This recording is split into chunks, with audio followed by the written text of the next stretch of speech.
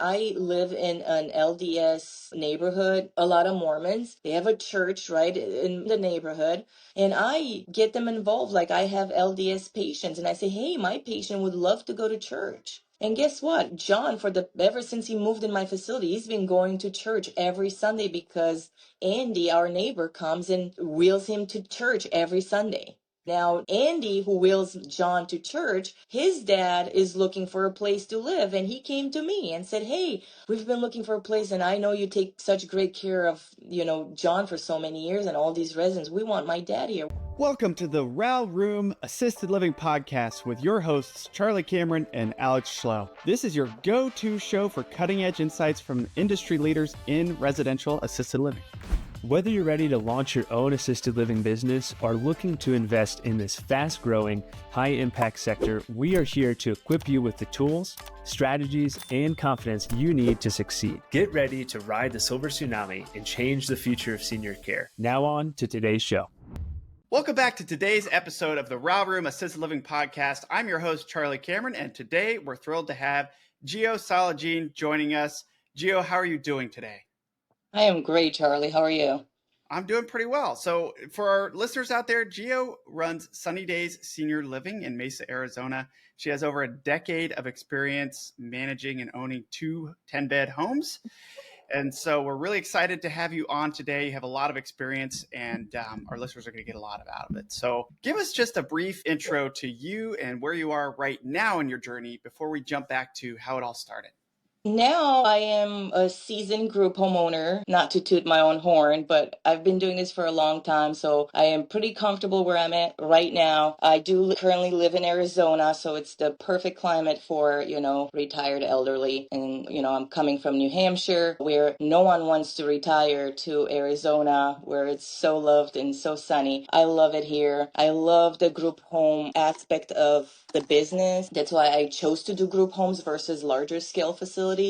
So that's my main goal that has been and is provide the best care to our elderly. That's awesome. So everyone has an interesting getting started story. So tell us about your journey in getting into residential assisted living. I always tell people who ask me this question that it was God's choice. Like, honestly, God picked me for this job. It was not something that when I first started in my early 30s with 2 degrees, I have an early childhood education degree and business management as well. And so I had different plans for myself. But my mom was in the caregiving business here in Arizona. And I didn't know at the time, but there's a very large Romanian community here in Arizona, and I'm from Romania.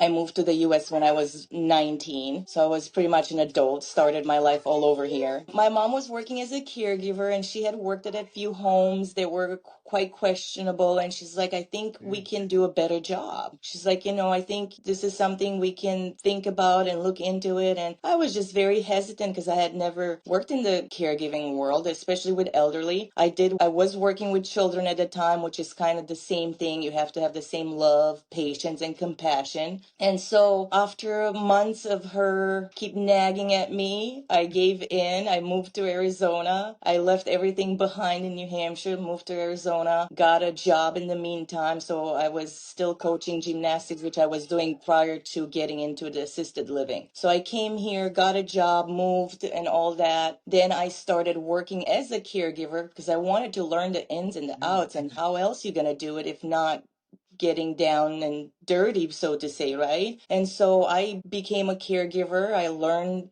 how to take care of these people, what they need, what's expected from us, paperwork included, everything. Arizona is a paper state. Everything has to be documented properly or you can get in some deep trouble. And so I learned that. I did the caregiving for about 3 years until I had enough hours to get my manager's license. And then I got my manager's license and I said, well, I'll just hang my license and I'll become a manager. And then thinking I was going to maybe take the easy route out and make money, some money without actually putting a whole lot of work in, which seemed like at the time every manager was doing. You just hang your license somewhere and then you visit once in a while and so on, and maybe do paperwork and things like that. And once I got my manager's license and I saw some of the homes, the way they were ran and operated, I got really scared. I was like, I don't know if I can trust to put my license here and then walk away from it and trust that the people there will do what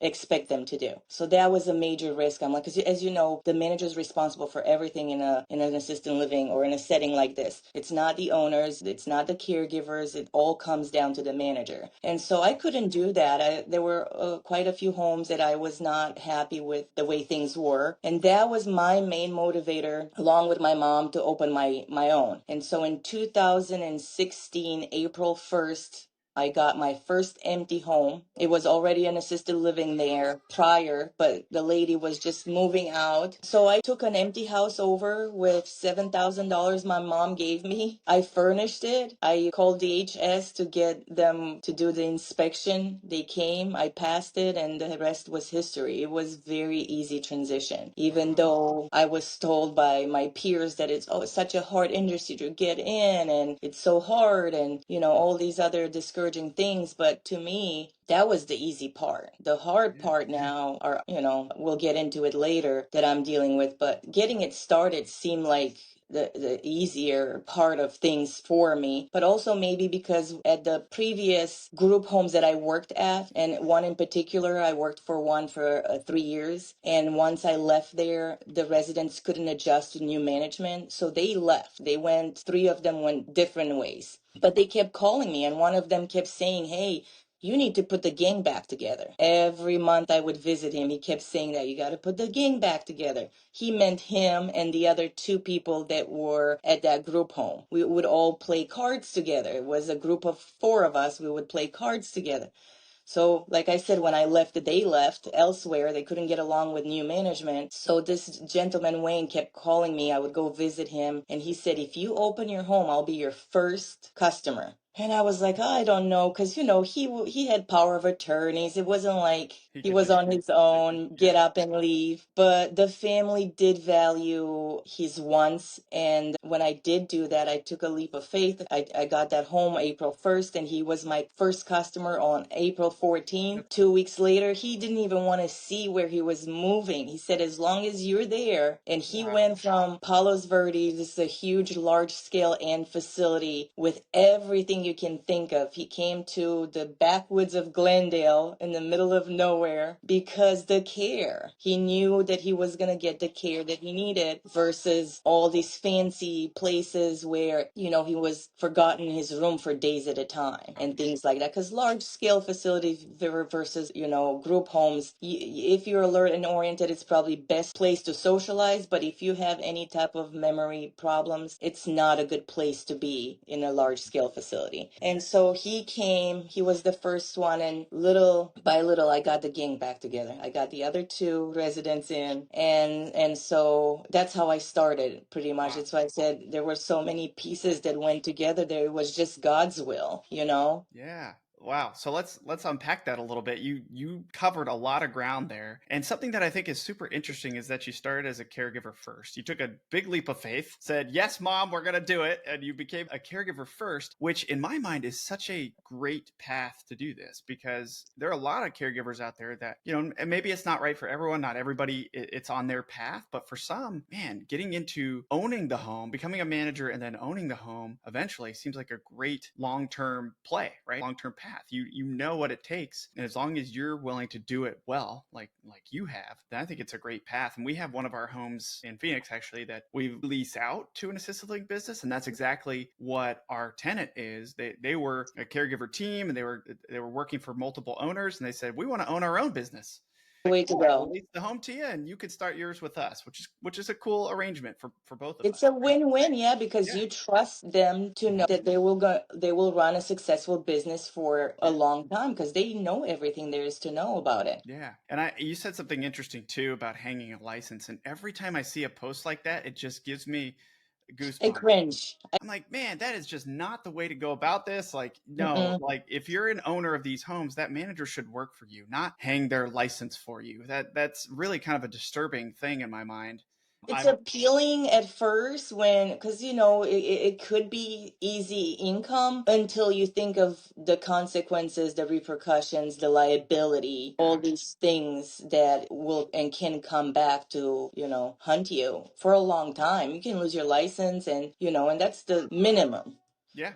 Owners should want that manager to be very involved. And now, yes, they can manage multiple homes that are nearby. Of Totally course. get that. But that manager needs to be there on a daily basis at those homes, right? Like, and managers should not be out there going, I'm going to hang my license. I'm open to somebody else's opinion to try and prove me wrong. However, I feel very strongly about no. If you say, where can I hang my license? I'm going to get a little bit upset by that. So, love that you discovered that very quickly and said, no, no, no, that's not right. I need to run this whole thing so it can be done the right way. And it's obvious because your residents came with you that you're doing the right thing. And just one last thing you mentioned, which I think is super important, is like, hey, big box facilities, they're not necessarily your competition. In fact, they can be No, a great source of residents, right? Has that been absolutely. true for you? Oh, yes, 1,000%. Even though now it seems to be trendy, those luxurious, big, large facilities, Mm-hmm. because, and they're great for people that are still alert and they're still with it and they Absolutely. can still,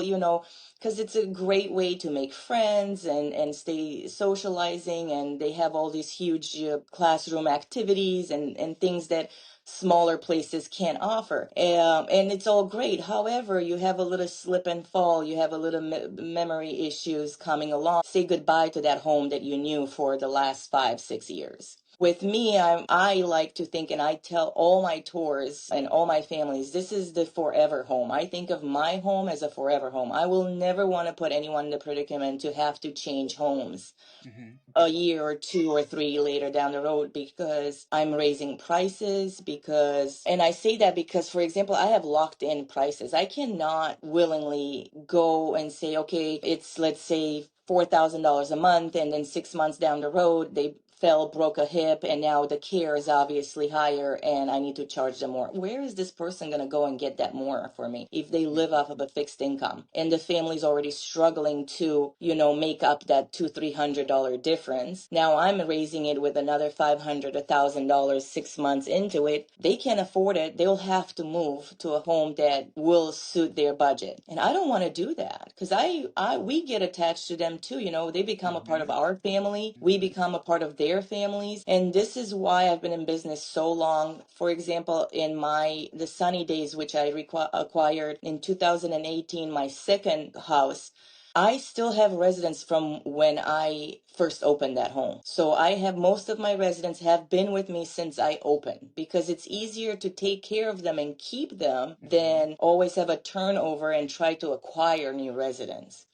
Yeah, You and know, now you have yeah, you know their exact needs over time. You get to ones know and them. The yep, caregivers get to know them, and you build a bond. And it's a much smaller, more niche environment where you can get to know them. I think that's exactly. powerful for everyone, and I think it's And to fulfilling for everyone. Absolutely. And to go back to the larger scales, once you have a little fall or you have memory issues, you can no longer stay there. So they will ask you to find a different home and therefore they'll come to us.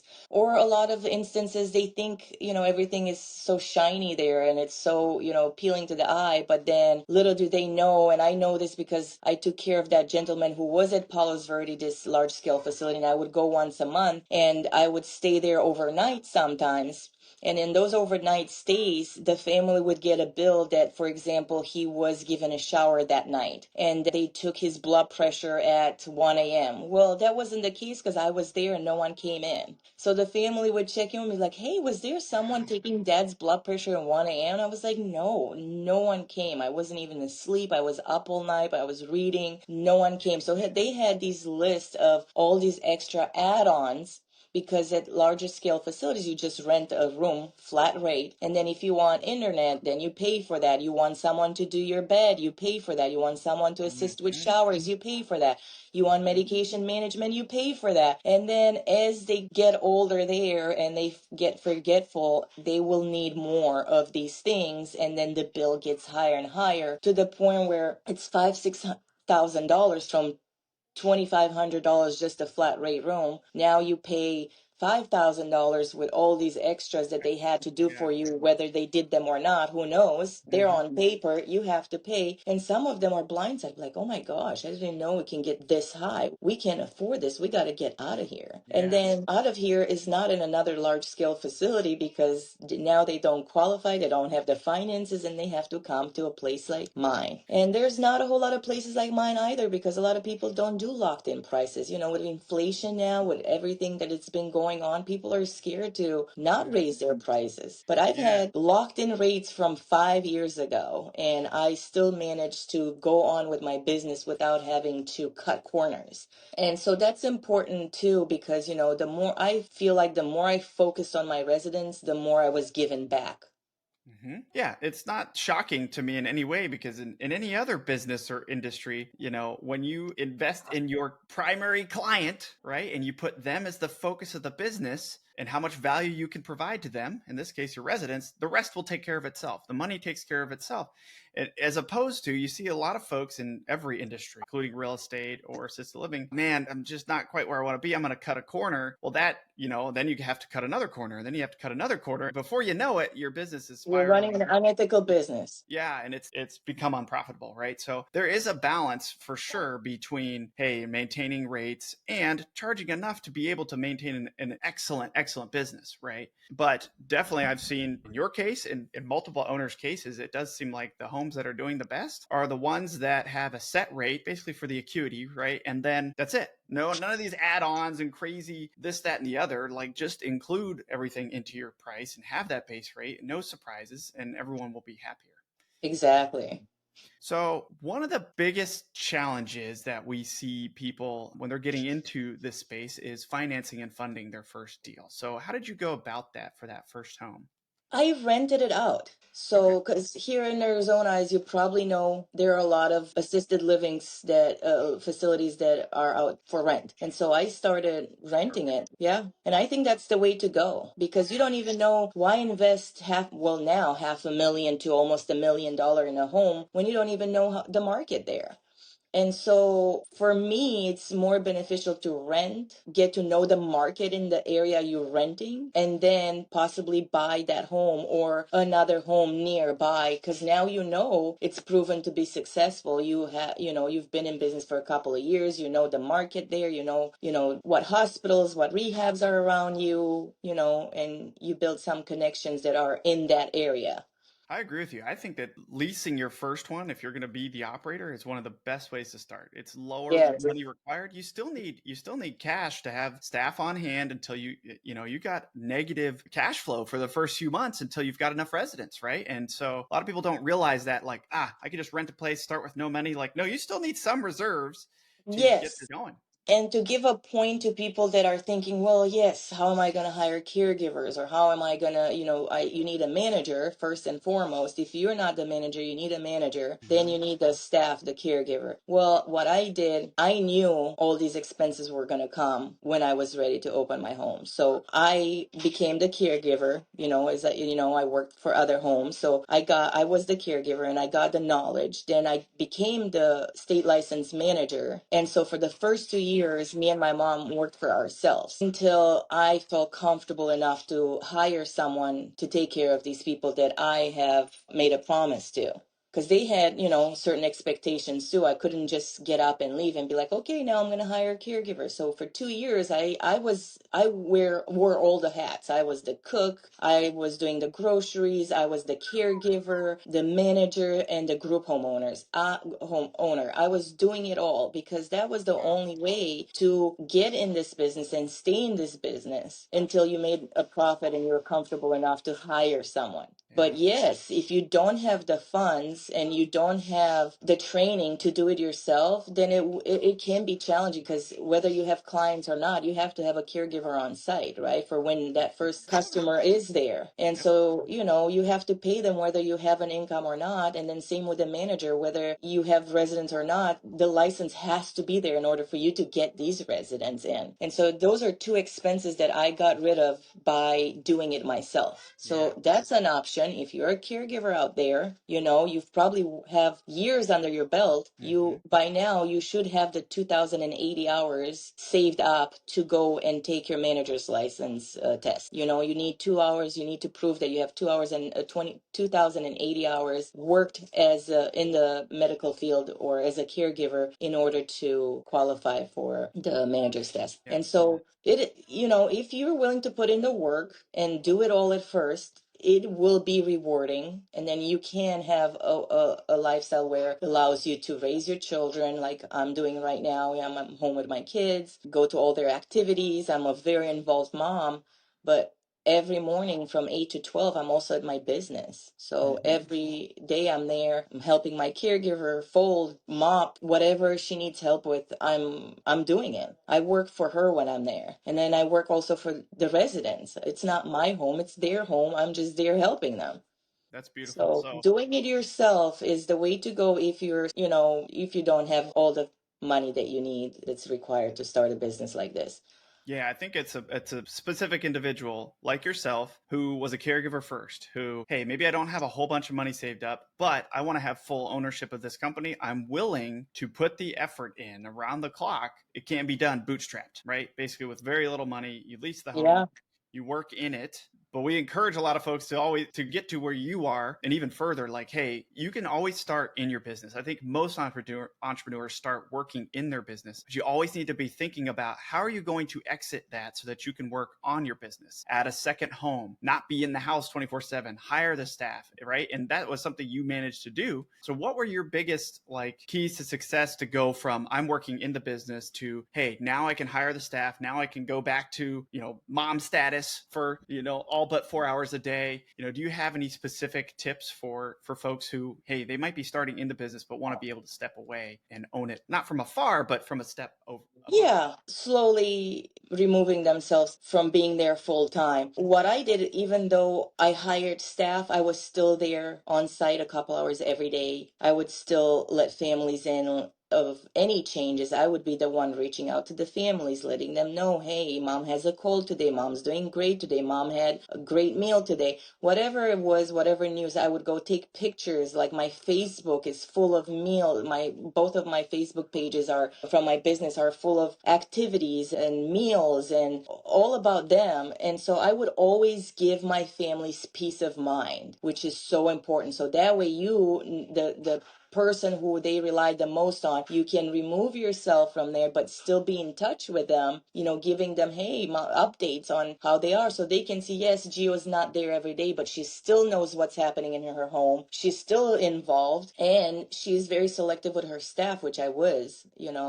I let go of caregivers in a heartbeat if they don't align with my residents' needs, because we're healthy. We can adjust and we can pivot, but they're there for a reason. So if we cannot provide what they're there for, then maybe this is not the job for us. I don't Yeah. think it's ever the residents. Yeah, there have been residents with behavioral problems, but even that can be tweaked with medication, with compassion, with love. There's ways to get things done. So I always think it's, if there's a problem, we have to look at ourselves, because we're the healthy ones. We're the ones that, are still capable of making wise decisions. And so, yes, still, you can't just remove yourself like, okay, now I'm successful. My business is successful. But we can't forget that these people that trusted us to get us there still have some expectations from us. So I never removed myself. Even though I had hired caregivers, I would still go there. I would take pictures of the meals. I would post them. I would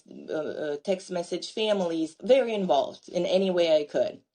Yeah, and I think it's like you said, hey, our biggest value is making sure the people that are trusting us to take care of them are being taken care of. And therefore, the staff that you bring on must also have that value instilled, right? And if not, that's not going to work out. So it's important to make No, sure that their values align with yours. And I absolutely. think that that's probably should be the number one value of every care home.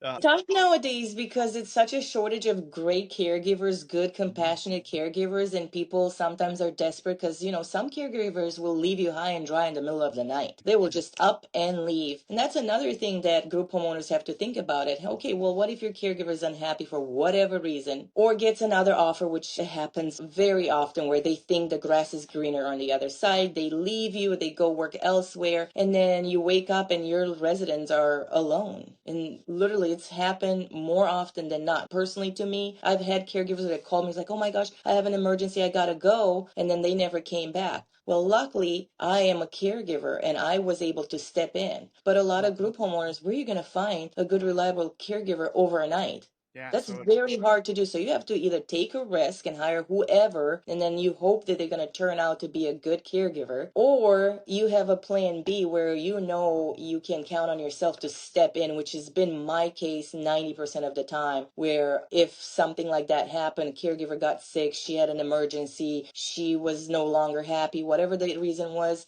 anytime they left, I was the one that stepped in. And then that was a luxury for me because some people say, well, that's insanity. Like, how can be the caregiver and the manager and this and that? And I was like, I feel like that's a blessing that I cannot, this doesn't sound crazy to me at all. It would have sounded more crazy if I didn't have all this knowledge, if I wasn't a caregiver. And then now I'm in a pickle. What am I going to do? Who am I going to call at 1 a.m. to hire or the very next day? So no, I jump in and now that gives me the opportunity now to be there for 2 weeks, yes, but then I can vet whoever I will hire next. I'm not rushed to jump in to make a decision, wise or not.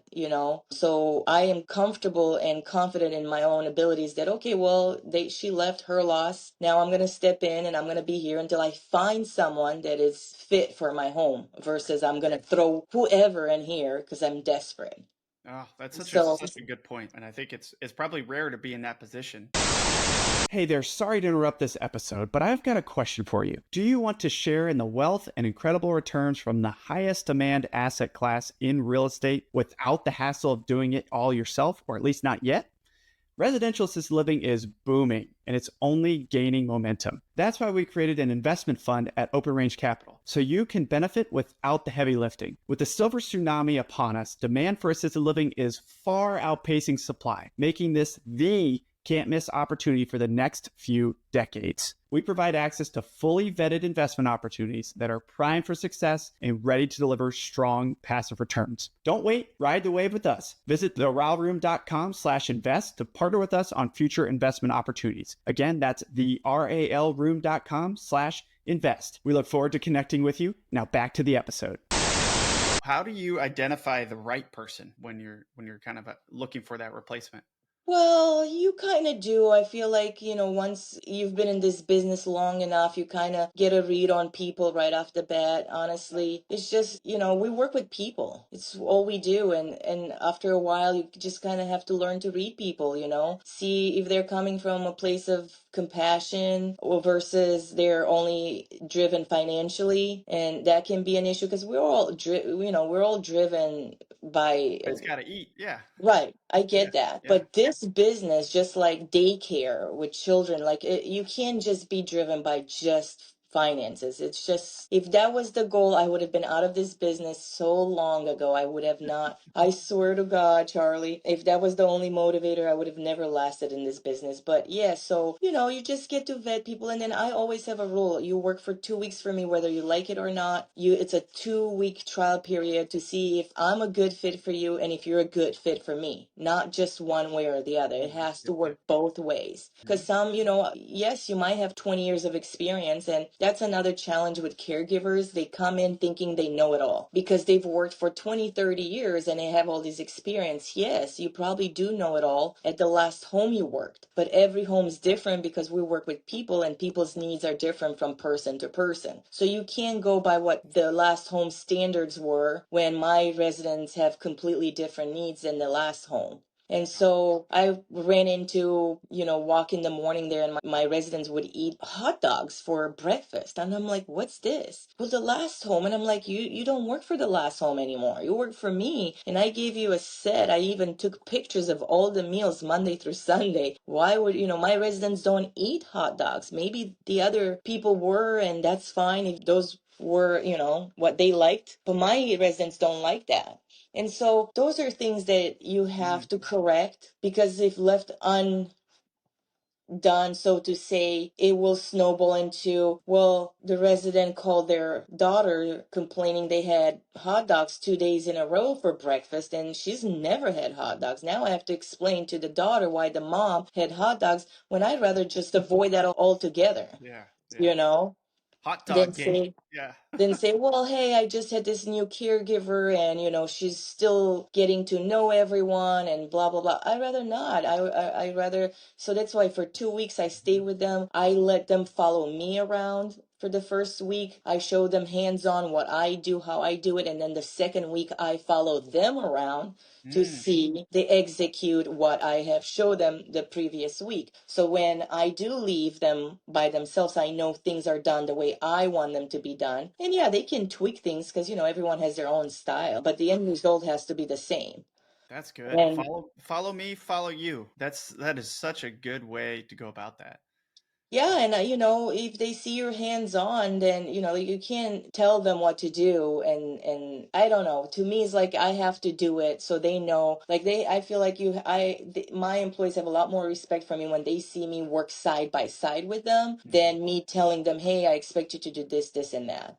Awesome. That's so good. Okay, I want to change gears just a little bit. Your first home, your first few residents were previous residents from the homes, prior homes. I So, know, and to say, I'm gonna make a quick joke about that. The owner of those patients, the old owner of that home, he called me because he heard about it, and I said, "Listen, those are not your private property. These patients are not private property. They can move." I felt terrible because the guy was really nice. I liked him, the owner of that facility, but he had really bad management in place, and I didn't feel bad for that. Said, yeah, these people deserve to be treated with dignity and respect, and they weren't at that time. yeah. So And it's a learning opportunity for him, right? yes, and he's still in business and he's still doing great. I'm sure he learned his lesson since. But yeah, that was, yeah.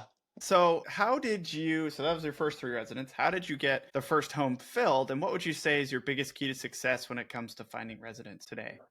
Having amazing relationships with referral agents and Mm, nurturing those relationships. And because they also don't trust to place patients in just any home, right? Because if anything goes bad, it goes back to them. So you also have to teach and prove yourself to these referral agents that once they place someone there, there's no going back. Their families are not going to go complain to them. They're not going to be blindsided with extra fees and whatnot, other than what was discussed at the beginning. And so I always was very mindful of, okay, whatever I do, let's make sure it doesn't get back to the referral agent in a negative way. So I've always been mindful of that, and then if they are ethical, because some referral agents, they place it here and then they are looking for reasons to come and snag them back out so they can refer them to another house and make twice the wow, commission in 1 month, right? so good. And now I have an addendum that I add, and I have all my family sign. If you move within the first 2 months, you are responsible to pay the referral fee that I paid, because that is to avoid, referral agents that do things different. Does the Because referral agent have to sign that? the family has to sign that. Okay. And I can let the referral agent know about it, but I try not to, because some referral agents, they all work different. And I try not to, I mind my own business, but some of them do let the families know that they make commission and some don't. And so I try to tread lightly when it comes to that. I don't want to rock the boat. But I have my friend, so there is this one referral agency. I met with the owner when I first started my group home in 2016. He came to my home. We sat down. He went over, how he does things. We went over how I do things. And then him and I, also another thing is, whenever a referral agent called me and said, "Hey, we have this lady or this guy, but he has no family, she has no family, and there's no way to, we need to help them move here. If you want this person," I've been in places at midnight to get residents from where they were into my place with the referral agent. So Lewis was the referral agent I'm telling you about. One time had this lady, and he's like, "We have to go get her from there if we need if we move her to your home, that's the only way. And I said, that's fine. We went there at 8. We didn't leave there until maybe 12:30 at midnight. Ever since, he probably noticed my work ethic, how dedicated I was to having these elderly transition from one place to the other. I didn't complain one thing. I didn't even make that much money. So I think that said a lot more to him than anything else that I've done prior to that.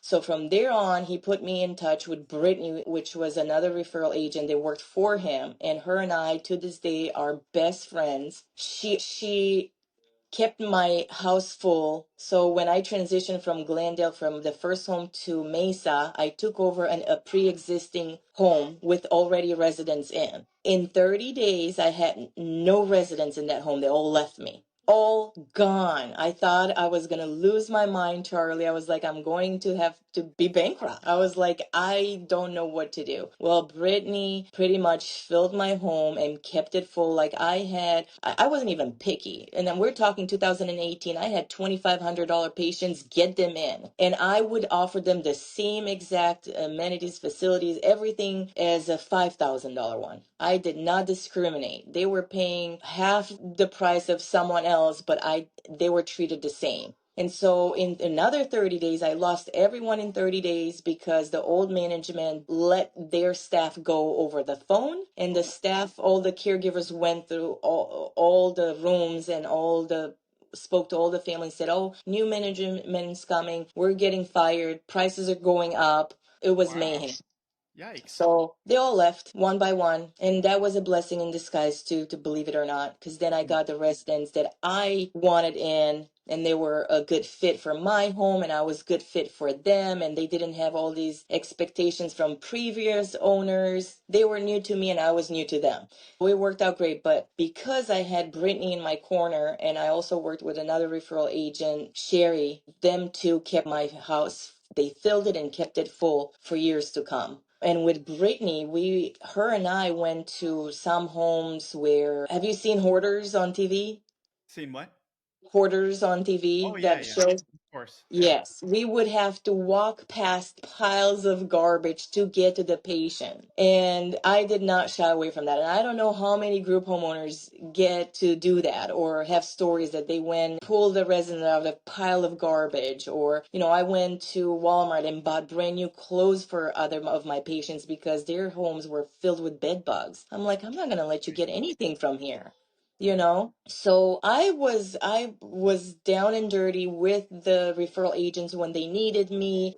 I rewarded them when things were better and things like that. So you have to nurture these relationships in this business, make it or break it. And like I said, they will not put someone in your care if they don't think that, you will deliver what they also promise to these families, right? Good care, good home, and so on. So that's the main key. It's like everything else. There's the staff that will align and the staff that won't. There's going to be placement agents that will be great and some that won't. So it's Oh, important yeah. to trial all those relationships because you won't know unless you trial them, right? Oh, And yeah. make And that it has to relationship. be, I believe, 1,000%, it has to be through referral agents, because I went straight to hospitals, straight to rehab facilities, and tried to introduce myself and leave cards and things like that. But they all work with social workers. You have to have some sort of legitimacy in order for them to release this patient out of the hospital to you, right? So it always goes through social workers, and the social workers are ultimately referral agents. They do both. They also work in hospitals. They also work for, most times, for a referral agency, and they're the first ones to refer you or someone else to that patient. So that's why I think it's very important to nurture those relationships. I've had caregivers who I help them with their taxes. I've helped them with whatever they needed, because they don't, once they live in. I have living caregivers. I only hire living caregivers because consistency is key. You can't have in and out people. It's confusing for the residents. It's confusing for the patient. It's confusing for you, and it's a lot more expensive. That's interesting. I've heard others say they don't like to do live-ins. Give me kind of your top reasons as to why you go about it that way. Well, when I first took over, I think they had like 3 shifts or something ridiculous like that. I know some people have like 7 to 7 or 7 to 3, 3 to 7, and then night shift. To me, that never worked out. I tried even two caregivers. I only have one caregiver because I tried two, I tried shifts, and it didn't work. And I'll tell you why. The two caregivers doesn't work because one always feels like she's doing more than the other. So one always feels that she is doing more than the other one and getting less or something like that. That was the biggest issue. And then I'm here refereeing full time between two caregivers. It's a full time job. I don't have time for that. And so that was not an option for me. Then shifts. Well, if someone calls in sick or my child is this or that, or, because usually if you have someone that works shifts, they also have a family that they need to go back home to and things happen. And I noticed a lot more happens than not. And then you're in a pickle, like you have to find last minute someone to cover that shift. And so I realized that having someone that comes from overseas that has all their paperwork, working status and all, they come work for 6 months for you. They're here just for that. They're focused on your business, on your residence. And that's it. They don't have family here. They don't have distractions here other than, the goal is for them to work and save money and then go home. They stay home for a little while, then they come back. So I have someone for 6 months and then a replacement. And then I just go back and forth between these two people. Right now, I have someone that I helped with their work permit and everything. And she is not going home. She's been with me for a year now and she lives in. I give her 1 or 2 days a week off, depending what she wants when she wants it. I'm not picky about days off as long as she lets me know ahead of time, and I am the one who gives her the days off. I don't hire release caregivers because I want to know, since I'm now there 8 to 12, but I'm not changing diapers and things like that. Well, on her days off, I will be changing diapers and I get to see, are there any bed sores that I don't know about? Right? Because in the past, I didn't know about it. And in my residents that I've had in my care for 4 or 5 years never had a sore. And now I have this caregiver for 2 months and they're all full of bed sores. Hold on. What's going on here? Yeah. So someone's got to go. Keep an eye on things. Yep. And that's me as a group homeowner, because that's, like I said, I'm not an investor. I don't have a home and renting it out and I make money that way from, someone else running the business. I actually run the business. So if my business is not successful, then I'm not successful. So that's why I have to go the extra mile to make sure that I'm there, that I'm involved. I see, and this is why I'm so blessed that I was a caregiver, because I walked into my home and I know whether my patients have been changed or not, diapers have been changed or not, if they're been taken care of or not. I look at their nails. Those are signs of immediate tell whether, your caregiver is on top of things or not. Shaving, nails, smell, everyone that walks in my home says like, oh my gosh, it doesn't smell like pee. I said, yeah, because we don't mask the pee with different sprays and this and that. So we change them every 2 to 3 hours. We make sure they're changed, and then the odor's not there because they themselves are clean.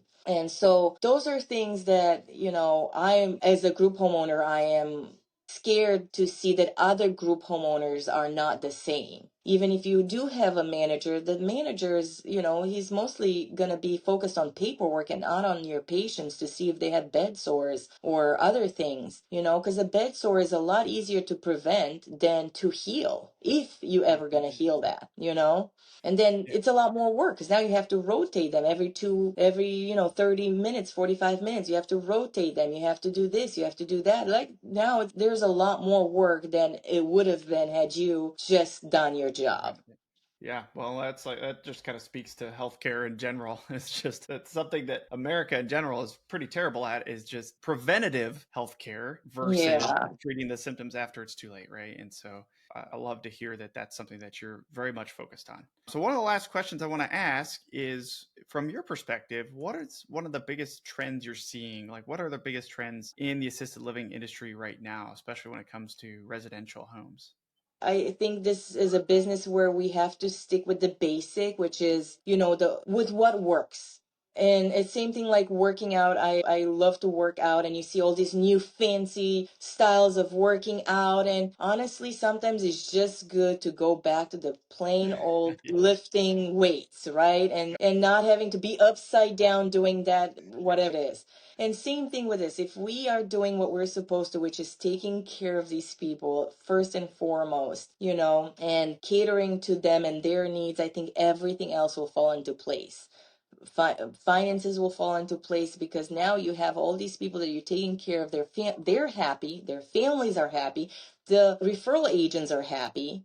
And I don't know about other group homeowners, but I involved by neighborhood. Like, I live in an LDS neighborhood, a lot of Mormons. They have a church right in the neighborhood, and I get them involved. Like, I have LDS patients, and I say, hey, my patient would love to go to church. And guess what? John, ever since he moved in my facility, he's been going to church every Sunday, because Andy, our neighbor, comes and wheels him to church every Sunday. Every single Sunday. And now Andy, who wheels John to church, his dad is looking for a place to live. And he came to me and said, hey, we've been looking for a place, and I know you take such great care of, John for so many years and all these residents. We want my dad here. Well, he waited for 6, 7 months, and I didn't have any openings, and they had to put dad elsewhere. But those are the connections you build. Yeah. And I feel like those are the trends that you need to focus on, which are really not trends. It's the old school mouth to mouth advertising. Word of mouth is better than anything that it's online.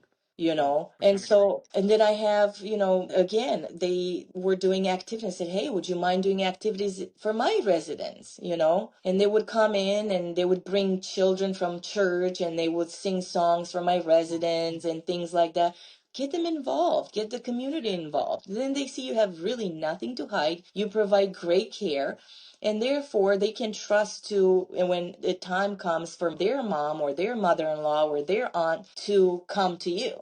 But what I see, it's trending now. It's a lot more like what we're doing now, is a lot of classes, a lot of teaching, and then a lot less hands-on. And I think it is beneficial to hear things, but it's a lot more of a learning experience to be hands-on. So I encourage everyone, even, I tell friends that want to be caregivers, like, out of nowhere. I say, listen, if you want to be a caregiver, before you even get your license, come to my facility and shadow me for a week. Before you even spend $1,000 on licensing and 2 weeks on your caregiving school, because this might not be for you. Come shadow, volunteer for a week at my facility. So I'm very open and very upfront with everything that I've done, but a lot of people use their experiences to make money off of, in the sense like, well, let's sell this information. And I'm like, no, let's help. And then there's other ways to make money if you're in the business to make money by helping others. You can give the free advice, but if they want the paperwork, that's when you can start charging. I don't feel like, just giving you some advice or having this conversation, I should be charging you for it, right? I feel like I'm gaining something out of, I'm building a relationship with you now. We get to know each other. Maybe a week or two down the road, I need some insight on something that you're more knowledgeable than me. And that's where the payback comes back, right? It doesn't always have to be money. It can be some sort of an exchange. Yeah, I'm a big proponent of the Go Giver. I don't know if you've ever read that. Bob Berg. Very short read, and one of the key principles in it is the more value you provide to others and the more others you serve, the more the money will take care of itself, right? The more you shall receive. And so it's just so important to build your business around that piece. Like, hey, give value to caregivers, give value to residents, give value to their families, and then watch what happens, right? You will be successful. Yes. 1000%. And the people that you're helping, they realizing, oh my gosh, she's been or they've been putting this time for free, and then if they themselves can't, but they'll refer you to someone else who will generate business Yeah. and generate another customer. Yeah. And so we talked about this before the episode, and it kind of forays pretty well into it. So one of the last questions I want to ask is, for anyone who's on the fence about doing what you're doing, operating an assisted living home or homes, what would you say to them? If your heart is in the right place, do it. Just do it. If you feel like you can provide the elderly with because we're talking, couple of years left that they have. If you can make those years the best years that they've had, it's all you can ask for. And if you have the compassion and the love and the patience to take care of people, do it. But if this is your calling, then do it. And finances, like I said, just rent a place. Rent a place. You start with a lot less than having to come up with 20% of a home, or, and taking that risk and not knowing if the market is good there, or if you have 10 other group homes around you that you didn't know about prior, and now you do, but you already bought the house. So what are you going to do? Just do it. Do it. That's awesome. Yeah. Okay, Gio. Before we go, how can listeners learn more from you and reach you? Well, I do have a Facebook page. Sunny Days Senior Living is my Facebook page. Georgiana Salagean is also my other Facebook page. I have an Instagram that's more fitness geared and related. But yeah, like I said on my Facebook page, I post all birthdays. We celebrate all birthdays and post them because a lot of family members live out of state. And so all the meals that I do, I post them online so they can see, what mom and dad has been eating today and things like that. And I encourage all business owners to do that. Because Yeah, everyone has a Facebook now. Even if you're in your 90s, they still scroll and they love seeing that stuff. And word of mouth is the best advertisement you can get.